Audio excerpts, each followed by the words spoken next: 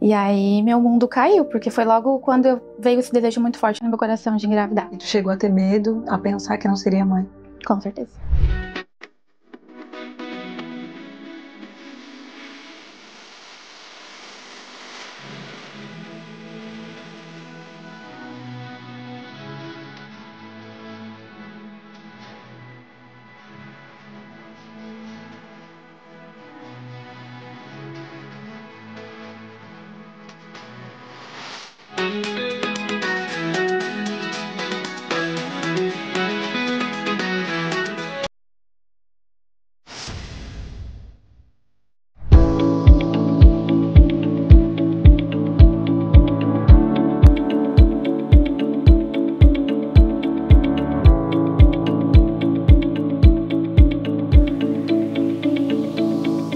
Sejam bem-vindos ao Milagres, uma série da Amor e Graça Church.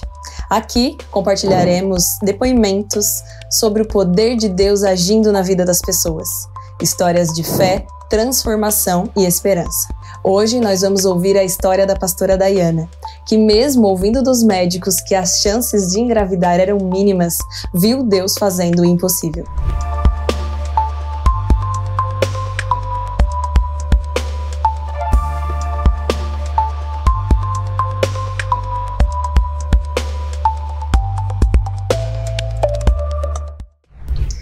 Dai, me conta como foi pra ti descobrir que as chances eram mínimas de engravidar.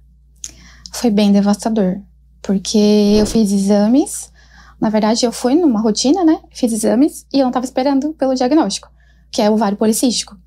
E só que o ovário policístico ele é tratável, mas o meu ovário tava tomado de cisto. Então a médica disse que existiria uma possibilidade de precisar de inseminação. E aí meu mundo caiu, porque foi logo quando veio esse desejo muito forte no meu coração de engravidar. E aí logo em seguida, a gente foi fazendo os tratamentos. Um dos tratamentos é anticoncepcional, o que tarda mais ainda eu engravidar, então vira uma bola de neve. E aí nisso, final do ano passado, a gente descobriu que o Jonatas também tinha uma porcentagem entre a fertilidade e a infertilidade era mais alta. E aí foi onde, tanto da minha parte quanto da parte dele, dificultou bastante, assim. E tu chegou a ter medo, a pensar que não seria mãe? Com certeza. Mas abriu uma porta para eu pensar na adoção. Então realmente foi algo que eu cogitei muito. Porque eu pensei, se eu não tiver uma família completa de uma forma, eu vou ter da outra. Uma palavra que sempre me acompanhou muito tá em Ageu, que é a glória da segunda casa será maior que a da primeira. E Deus me deu essa palavra quando a gente já estava afastado da igreja. Na verdade, quando a gente voltou, né, que a gente ficou um período afastado, a gente voltou. E nisso, o Senhor restaurou meu casamento, restaurou a minha casa, restaurou a minha vida. E restituiu tudo de uma forma muito melhor. Então veio, eu não lembro qual foi o momento, mas teve algum momento que esse versículo veio na minha mente. E aí o Senhor meio que falou pra mim, grava isso como algo que realmente tu vai levar pra tua vida. E aí a glória da segunda casa será maior que a da primeira. Então eu foquei nisso. Porque se o Senhor restaurou tudo, é tudo restaurado, é tudo novo. E quanto tempo vocês ficaram tentando, esperando em Deus? De tentativa foram... tentativa mesmo, assim, 1 ano e meio. Mas nesse 1 ano e meio, junto com os diagnósticos, né? Exames em cima de exames. O médico cada vez mais estava estreitando. Por que não aconteceu ainda? Por que ainda não engravidou? Será que tem um problema nas trompas? Aí foi aumentando, a gravidade da coisa foi aumentando. E tu pensou em desistir? Pensei. Não em desistir de construir uma família, mas em desistir de tentar engravidar de forma biológica, de forma natural. Que eu já estava realmente pensando em adotar.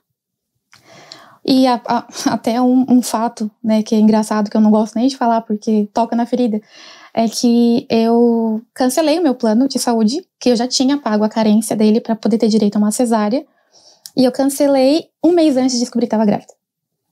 Então, isso hoje vendo, isso revela como minha fé estava muito pequena. E aí, no mês seguinte, eu descobri que estava grávida e fiquei, meu Deus, eu tinha uma palavra, mas infelizmente eu estava fraca. Mas a palavra não deixou de se cumprir. Não deixou de se cumprir. Na verdade, eu acredito que Deus olhou pra mim naquele momento de fraqueza, que a palavra fala, né? A força dele se aperfeiçoa na nossa fraqueza. Então eu acredito que quanto mais fraca, mais no fundo do poço emocionalmente falando, eu tava, ali realmente foi onde o Senhor me deu o gás para não desistir. Mas eu pensei. Em que momento, Dai, Jesus interveio na tua história? Sabe, é bem interessante, porque foi no pior momento que eu vivi na minha vida emocional, que foi no ano passado. A gente tem sempre o acampamento da alta tensão, né, o de inverno e o de verão, e a gente teve o acampamento de inverno e eu tava na pior crise de ansiedade que eu poderia estar, que eu já passei na vida, e tive que tomar medicação, enfim, foi bem difícil mesmo, e eu não consegui nem ser muito útil, nem como pastora, nem como líder nesse acampamento.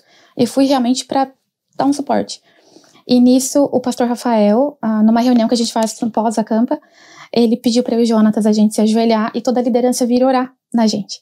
E eu acredito que ele orou por vida naquele dia, ele declarou vida, ele declarou que a gente geraria. E aí eu acredito que nisso foi meio que se tinha algo travado, foi destravado aí, sabe?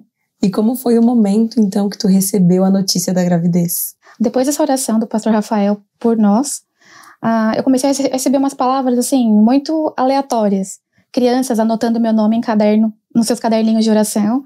Uma menina, assim, filha de um casal aqui da igreja, falou pros pais que eu ia engravidar no início do ano, do nada, assim, no carro. E a gente não é próximo ao ponto dela pensar, assim, em mim no seu dia a dia. E a virada mesmo foi nas premissas, que foi...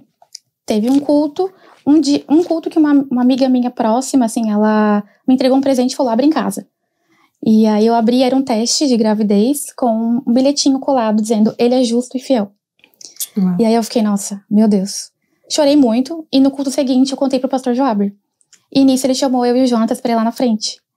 E orou. Aí foi onde aconteceu todo aquele mover, aquela loucura, aquele culto que eu acredito que, não, pra mim pelo menos, vai ser inesquecível. Assim, as pessoas começaram a ofertar de uma forma surreal na nossa vida. Surreal. Ao ponto de realmente a gente ganhar berço, ganhar dinheiro pra enxoval, docinho, salgadinho, roupa, pra um bebê que existia só no coração de Deus. Sabe? Que ele ainda não existia fisicamente.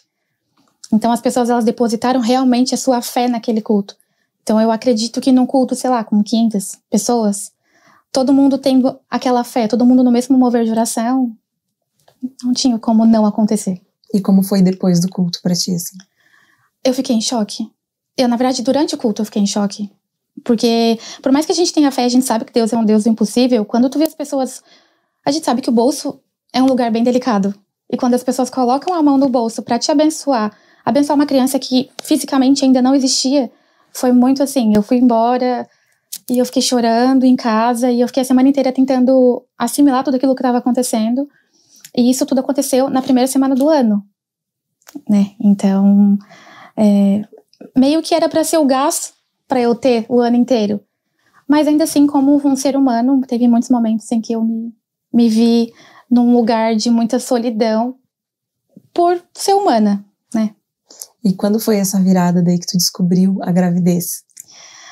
Foi outra loucura, porque, como eu falei, eu tinha cancelado meu plano de saúde, então eu tava assim, não é agora, não vai acontecer agora, Deus sabe. E aí comecei a ter muitas dores, umas dores muito fortes mesmo, assim, ao ponto de eu achar que eu tava morrendo. Eu precisei marcar uma consulta de urgência, e quem me conhece sabe que eu sou muito medrosa com o médico. Eu tive que marcar uma consulta de urgência, eu falei, não, eu vou ter alguma coisa dentro de mim que eu tô morrendo. E aí nisso, o médico me examinou ali, ele falou que existiam 2 possibilidades, pelo que ele tava vendo. Uma delas era eu estar grávida. Aí eu falei, não, grávida eu não tô, porque eu já fiz 2 testes de gravidez e nenhum deu positivo. Daí eu fui no laboratório e a gente fez o exame de sangue. Só que como eu já tava com a perspectiva de que não ia dar positivo, eu fiz aquele exame que sai só no dia seguinte, que o resultado não sai na hora. E aí eu tava conversando com uma amiga e uma amiga falou pra mim, vamos fazer um teste rápido. E eu tá, vamos, mas eu achei que era perca de tempo. E deu positivo muito rápido. Assim... muito rápido mesmo, não demorou pra subir o resultado. E aí eu fiquei, em choque, ela falou, deu positivo, e eu falei, não deu, e ela deu, e a gente ficou naquela, e a gente começou a pular, chorar, e nisso eu não sabia como voltar pro carro pra contar pro meu marido. Então eu fiquei em choque, assim, a minha reação foi estar desacreditada. E como que foi a reação da família quando tu começou a contar? Então, eu contei pro Jonatas da forma mais não programada possível. Porque como eu achei que eu não tava grávida, descobri do nada que tava grávida. Eu cheguei com o exame na mão, entrei no carro, assim, tentei me recompor, entrei no carro.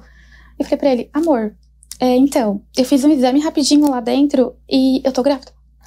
Eu virei pra ele, mostrei o palitinho e ele ficou me olhando, tipo assim, quê? E eu falei, eu tô grávida, deu positivo. E na hora ele já botou a mão no coração, achei que ele ia infartar. Ele botou a mão no coração e ele começou a chorar muito. E foi muito lindo, assim, porque foi realmente eu acho que eu sonhei muito com esse momento, mas nunca imaginei como ele realmente ia acontecer, sabe? Uhum. Então, quando aconteceu, a gente ficou sem saber o que fazer, sem saber o que falar, sem saber se chorava, se ria, se abraçava, se jogava no chão, mas foi muito lindo. E a família? A minha mãe e meu pai eu liguei de vídeo e foi muito bonito. Foi um chororô só, porque a família inteira tava esperando, né? É um milagre que a família inteira tava desejando. Então a gente também ligou pro pastor Joaber. Até o pastor Joaber se apavorou, porque a gente não tem o hábito de ligar pra ele por vídeo. E a gente ligou pra ele, tipo, e já mostrou, assim, o teste. E aí ele já parou e já começou a chorar. Onde ele tava no carro. E foi muito bonito. E como foi ver agora, né, depois de tudo, essa palavra se cumprindo? Eu entendi que tudo que eu passei teve um propósito. Na verdade, eu já sabia que o nome de Jesus ia ser exaltado de alguma forma. Fosse por uma gestação natural ou por adoção. No final, o nome de Jesus ia ser exaltado. Mas eu pude perceber que eu passaria por tudo novamente para ver a proporção que se tornou esse milagre. Porque se tornou algo muito grande.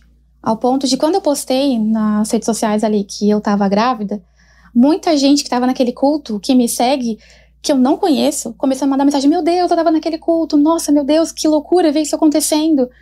E eu pensei, se tudo isso que eu passei, se todas as crises de ansiedade, choro, digamos que um momento de solidão muito triste, no final das contas valeu a pena, porque exaltou o nome de Jesus. Então eu passaria por tudo de novo. E qual a mensagem tu daria para as mães que talvez estão na mesma situação, futuras mamães? Não desiste.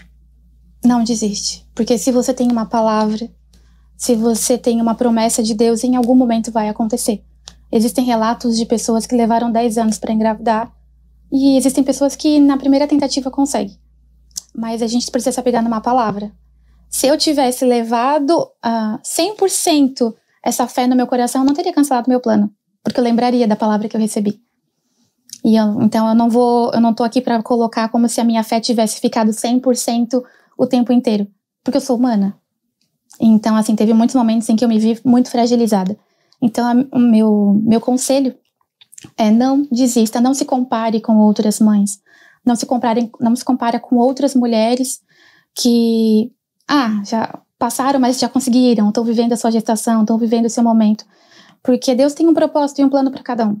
Então, tem algum versículo que simboliza para ti essa confiança? Tem, e tá em Números. Deus não é homem para que minta, nem filho do homem para que se arrependa. Se ele falou, ele não vai cumprir. Então esse versículo foi o versículo que foi o gás, assim. Nos momentos que eu tava fraca, eu lembrava e falava: não, eu tenho uma palavra, eu tenho uma palavra, eu tenho uma palavra.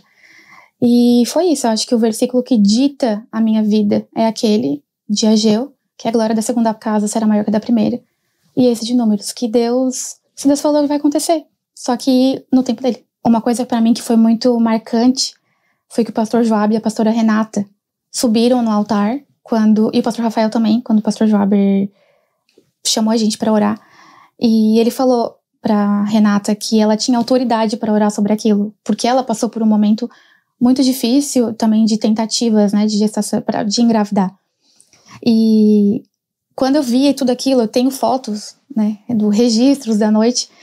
Pra mim, assim, aquele momento foi uma virada de chave até na minha vida pra sempre, de modo geral, porque eu nunca me senti merecedora desse milagre. Faz a gente pensar assim: Senhor, eu não mereço. E quando eu vi tudo aquilo acontecendo de forma tão pública, eu fiquei: Senhor, realmente, o Senhor não faria isso, o Senhor não falaria isso se não fosse acontecer, se não fosse se cumprir na minha vida. E sempre foi um sonho muito grande do Jonathan ser pai. Então eu carregava muito isso comigo, sabe? De, poxa, eu quero proporcionar pra ele uma família. Claro que, além do desejo do meu coração também. Então, quando eu vi tudo aquilo acontecendo e o Senhor fazendo uma história que ficava entre nós, família, e o pastor, que muita gente não sabia que eu tava sofrendo, que eu tava chorando. Muitos áudios o pastor Joaber recebeu de mim chorando, desesperada. E ver aquilo se tornar público, naquele momento eu pensei, tem um testemunho. Em algum momento vai virar algo muito grande.